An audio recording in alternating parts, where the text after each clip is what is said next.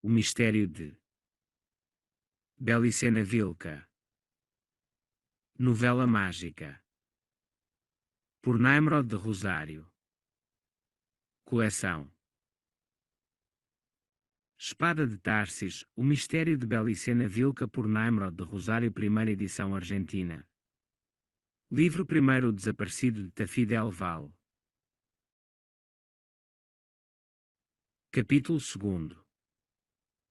Aquele desagradável evento perturbou o andamento impecável do manicômio, afundando a todos num estado de mal-estar e angústia indescritível. Especialmente afetado ficou o nosso diretor, o eminente Dr. Cortês, quem temia que o escândalo chegasse a macular o ilustre nome que levava ao hospital, o que na sua lógica influiria nos cheques que a poderosa família do finado doutor fazia chegar mensalmente. Não cansarei o leitor com detalhes porque esse caso foi muito comentado pela imprensa. Se deseja conferir, pode consultar o jornal El Heraldo de Salta, em todas as edições da semana que vai de 7 a 15 de janeiro de 1980, onde se encontrará toda a informação. Só lembrarei aqui o essencial, já que o desenrolar desse caso verídico requer considerar as estranhas circunstâncias em que ocorreu o crime e o mistério que o rodeou, e que ainda persiste, pois a polícia não conseguiu esclarecer-o e dignos funcionários expressam as suas dúvidas sobre se algum dia tal esclarecimento será possível. Porque 2 elementos tão absurdos como irracionais intervêm de maneira definitiva do desenlace fatal, impedindo toda a possibilidade de realizar conjecturas coerentes. O primeiro é um fato indiscutivelmente verificado.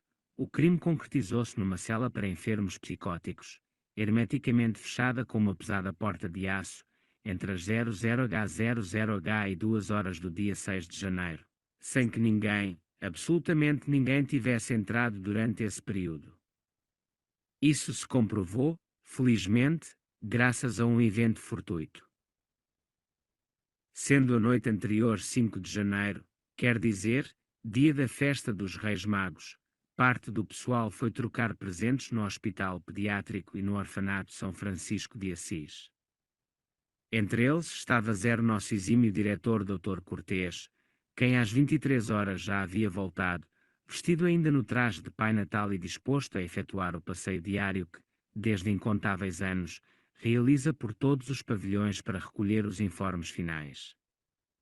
Pois bem, o próprio Dr. Cortês viu pela última vez Belicena Vilca às 23h50, quando no início de uma crise histérica na sua segunda fase, promoveu uma desordem geral no pavilhão B, corria desesperadamente no reduzido espaço da sua cela, com os olhos fixos e desorbitados, enquanto gritava Pachastuki, Pachastuki, palavras que nesse momento eram incompreensíveis, se bem que reconhecemos ser Quechua. Por outro lado, o ataque era sintomaticamente anormal nela. O Dr. Cortês ordenou uma dose imediata de Valium, submetendo a desafortunada Belicena Vilca num torpor que ela só haveria de sair por um instante para ver a morte de perto, tal como sugeria a expressão de tremendo horror com que se achava retorcido o seu rosto quando foi encontrada, morta, 3 horas mais tarde. E aqui surge o mistério, o primeiro elemento que desconcertou e surpreendeu os policiais envergonhados. Logo depois de atendida a paciente, em torno da meia-noite, todos nos retiramos da cela sendo a porta trancada pelo Dr. Cortês, quem inadvertidamente guardou a chave num dos bolsos do seu traje de Pai Natal, esquecendo logo de depositá-la no armário das chaves. Assassinato ritual de Belicena Vilca pelos Golan Bera e Birsa. 6 de janeiro de 1980. Às 3 da manhã, quando a enfermeira do turno fazia a sua ronda habitual, notou-a falta da chave, da qual ninguém soube dar parte. Deduziu disso que teria sido levada pelo Dr. Cortês, e como as cópias ficavam no escritório do mesmo, não ficou alternativa a não ser chamá-lo em casa. Não foi necessário ligar, pois a operadora do computador interno informou que o doutor ainda estava no hospital, a ponto de sair. Avisado do seu erro, subiu ao pavilhão B para entregar a chave e fazer uma breve inspeção ocular. Quer dizer, durante essas 3 horas a chave, o único meio de se chegar à cela, estava em poder do Dr. Cortês. Mas o diretor do hospital era um homem de reconhecida trajetória social, cujas virtudes moral têm sido sempre exaltadas como exemplo digno de imitação e de quem ninguém ousaria duvidar, nem mesmo o experiente policial Maidana, encarregado da investigação do caso. Enfim, o Dr. Cortês abriu a porta da cela acompanhado por mim e a enfermeira Garcia exatamente às 03:05h. Um odor doce e penetrante foi a primeira coisa que chamou a atenção. Era uma fragrância como incenso de sândalo e era tão fora de lugar, ali, que ficamos perplexos. Mas esse foi só um instante, pois o que veio depois concentrou a nossa atenção. Belicena Vilca jazia no seu leito, sem dúvida morta desde um tempo atrás, com o pescoço entumecido por causa do estrangulamento a que tinha sido submetida. A arma homicida, uma corda cor de marfim, estava enlaçada na sua cabeça, mas já solta. E as duas extremidades caíam suavemente sobre o peito até o estrado da cama. Era um espetáculo tão horrível que a enfermeira Garcia lançou um grito de espanto e cambaleou para trás, e eu a sustentei pelos ombros, apesar de que minhas próprias pernas não estavam lá muito firmes. E não era para menos, a morta tinha as mãos fechadas em ambos os lados do corpo, como deveriam estar no momento da morte, e que a rigidez cadavérica conservou o que indicou que ela não se defendera do misterioso assassino. Esse deveria ter-lhe infundido tal terror que, ainda que observando como lhe passavam a corda pelo pescoço, e logo, sentindo que o mesmo se fechava e lhe prendia a respiração, só conseguiu agarrar desesperadamente o lençol. Tal dedução se afirmava ao contemplar o gesto do rosto, olhos muito grandes e desorbitados, a boca entreaberta permitindo ver a língua inchada, que parecia interrompida numa palavra inconclusa, algo que nunca seria pronunciado novamente, talvez a misteriosa Pachastuqui. Explorei agora o segundo elemento absurdo e irracional que, ao intervir com o peso contundente do concreto, eliminou qualquer esperança de ver uma pronta e simples conclusão. Explico.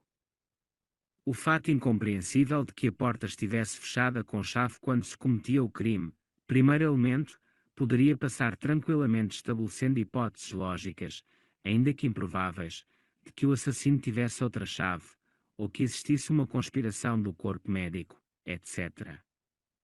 No fim, a polícia formulava tais hipóteses e o que eles queriam era despojar o caso de todo o mistério ou ilusão sobrenatural. Mas a corda marfim, segundo elemento, consistia num objeto demasiado tangível para passar despercebido.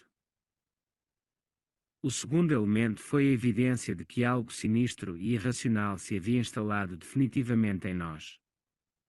Era uma corda de 1 metro de comprimento, construída com cabelo, ao parecer, humano, trançado e tingido. Mas o insólito estava representado pelas 2 medalhas de ouro, uma em cada extremidade, girando loucamente em 2 pequenos fechos de ouro. As medalhas em si constituíam o mais absurdo do conjunto, exatamente iguais na forma de uma estrela de Davi, não eram iguais, no entanto, quanto aos símbolos e inscrições. Uma delas levava em relevo um trevo de 4 folhas no hexágono central, a outra mostrava um fruto que indubitavelmente era a romã. Eu as achei parecidas a certas joias maçónicas que vi numa exposição do Rotary Club, mas a familiaridade terminou enquanto raciocinava que a única semelhança era a estrela de Davi, formada por 2 triângulos equiláteros entrelaçados. É um símbolo usado há milénios pelo povo hebreu para identificar-se, como o comprova a bandeira de Israel. As partes posteriores das medalhas tinham inscrições.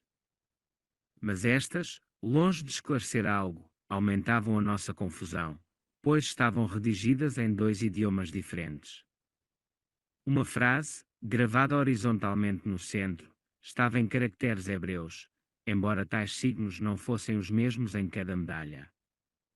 Rodeando essas palavras havia outra inscrição em letras latinas, desta vez idêntica em ambas as medalhas.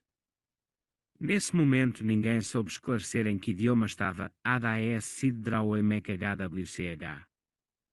As palavras hebraicas, por sua parte, diziam na romã HHV e no trevo HV. Como se compreenderá, essa curiosa joia dava toda a sensação de ser algo de uso cerimonial ou religioso, atributo que o oficial Maidana captou de imediato, pois ao examiná-la não pôde evitar um gesto de repugnância e uma exclamação. Eca! Isso é coisa de judeu!